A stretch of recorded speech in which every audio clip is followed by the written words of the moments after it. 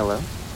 Imagine, in the small, quaint town of Ravenswood, nestled amid a dense forest, stood an ancient Victorian house that had long been shrouded in mystery and whispered tales. Its time-worn facade, adorned with eerie, curling vines, exuded an unsettling aura that sent shivers down the spines of those who dared to pass by after nightfall. The locals knew to keep their distance, for within the walls of this decrepit mansion, a malevolent spirit was said to reside. The legend spoke of a tragic figure, a man named Nathaniel Blackwood, who had once been the esteemed owner of the house in its heyday. Nathaniel had been a reclusive and enigmatic man who devoted his life to obscure studies of the occult and the dark arts. Whispers of his sinister experiments and unholy rituals circulated among the townsfolk, feeding the rumors that he had made a pact with malevolent forces to gain immense power and wealth. As the tale went, Nathaniel's insatiable thirst for power led him down a path of no return. His experiments grew increasingly dangerous and unhinged, crossing the boundaries between the living and the dead. But his arrogance blinded him to the consequences of his actions, and as the townspeople's fear grew, so did their anger. They had seen enough of his wicked ways, and they resolved to put an end to the malevolent sorcerer once and for all. On a stormy night, when the veil between the worlds was at its thinnest, an angry mob descended upon the Blackwood mansion. Torches blazed, illuminating the darkness with an eerie glow. As they stormed through the creaking gates and up the grand staircase, the air was heavy with anticipation and dread, and the wind howled in protest as if warning them to turn back. At the heart of the house, in the secluded attic, Nathaniel Blackwood attempted one last incantation, seeking to bind even greater powers to his command. But fate had a different plan for him. As the mob closed in, the energy from his malevolent ritual surged uncontrollably, releasing a force of darkness that consumed him entirely. The attic became a swirling vortex of sinister energy, trapping Nathaniel's tormented soul within the very house he had once called home. Since that fateful night, the attic remained sealed shut, deemed too dangerous to open. But the sinister presence did not stay confined to the upper floors. Locals whispered of chilling encounters, the sound of ghostly footsteps echoing through the halls, flickering lights, and spectral apparitions peering from darkened windows. As the years passed, the legend of the malevolent spirit in the attic persisted, and the Blackwood house became a place feared by all. Some claimed the spirit sought revenge on the descendants of those who had wronged Nathaniel, while others believed it fed on fear and despair, growing stronger with each passing generation. Now, on a stormy night much like the one that sealed Nathaniel's fate, a new family has moved into the old Blackwood mansion, oblivious to the dark history that awaits them within its walls. Unaware of the malevolent spirit lurking in the attic, they are about to learn that some legends are far too real and terrifying to be ignored. The presence that has haunted Ravenswood for centuries is awake once more, hungry for vengeance and release from its eternal torment. At this time, it won't rest until it claims the souls of those who dare to call the mansion their home. The new occupants of the Blackwood mansion were the Whittaker family. Sarah, a loving mother in her late 30s, John, a hard-working father in his 40s, and their two children, Emily and Michael. They had moved to Ravenswood seeking a fresh start, away from the hustle and bustle of the city, hoping to find peace and tranquility in the quaint town. Little did they know that their dream house would soon become a nightmare. As the Whittakers settled into their new home, they couldn't help but notice peculiar occurrences. Doors would slam shut inexplicably, objects would vanish, only to reappear in strange locations, and the temperature would plummet, even on the warmest of days. They tried to brush off these unsettling incidents as mere coincidences or the quirks of an old house, but as days turned into weeks, the occurrences escalated, and the family's unease grew palpable. One evening, while Sarah was tucking Emily into bed, the young girl whispered, her voice trembling, "Mommy, I hear someone whispering in the attic at night. It sounds like they're crying." Sarah, not wanting to alarm her daughter, reassured her that it was probably just the wind or the house settling. But deep down, she couldn't shake the feeling that something was terribly wrong.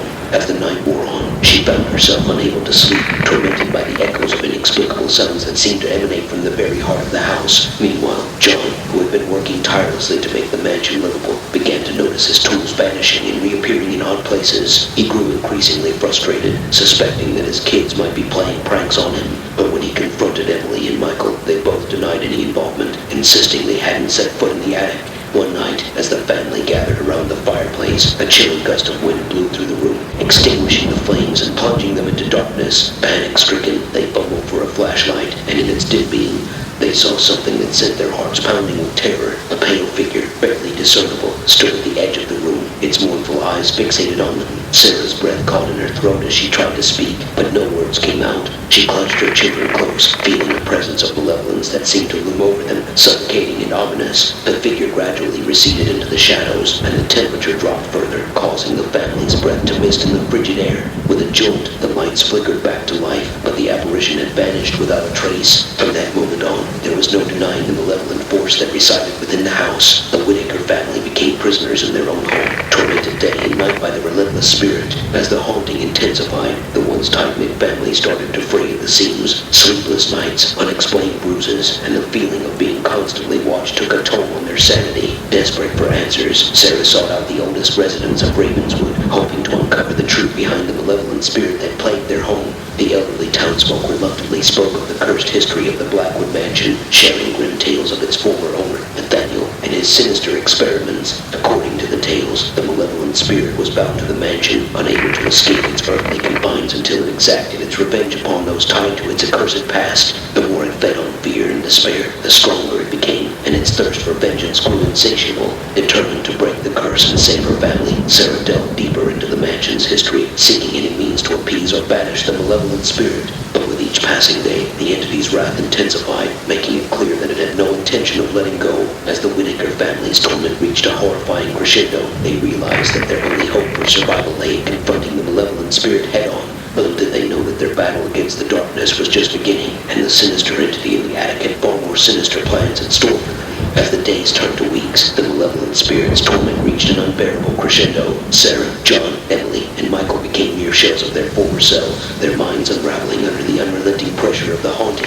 Desperation and terror gnawed at their sanity, pushing them to the brink of madness. One stormy night, when the moon was hidden behind a thick blanket of clouds, the family huddled together in their living room, the haunting atmosphere pressing in on them like a vice. Sarah clutched a worn-out book she had found hidden away in the mansion's forgotten library, a dusty tome filled with dark rituals and forbidden spells. Desperate to save her family, she hoped that there might be something within its pages that could banish the malevolent spirit once and for all. With trembling hands, Sarah attempted the ritual, chanting the incantation from the book.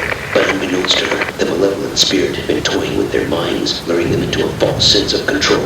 As the ritual neared its climax, the air crackled with malevolence, and the spirit's presence intensified, seeping into every corner of the room. Suddenly, the atmosphere changed, and the words of the incantation shifted, taking on a sinister tone. Sarah's voice became distorted, manipulated by the malevolent force that had long held sway over the mansion. The ritual she had hoped would banish the spirit instead opened a portal, a gateway to even darker realms. From the shadows emerged a legion of malevolent entities, drawn to the growing chaos and despair within the mansion. The malevolent spirit, now imbued with newfound power, reveled in its success as the Whittaker family looked on in horror at the terrifying creatures that surrounded them. John, driven to protect his family, attempted to shield them from the onslaught, but the entities were relentless, feeding off the fear and anguish that filled the room. One by one, they tore through the Whittaker family's minds, amplifying their darkest fears and insecurities. Emily and Michael clung to their parents, their innocent minds unable to comprehend the horrifying reality unfolding before them. The entities whispered in their ears, promising false comforts and twisted companionship, slowly pulling the children into a nightmarish trance. Sarah, realizing the terrible mistake she had made, tried to close the portal, but it was too late.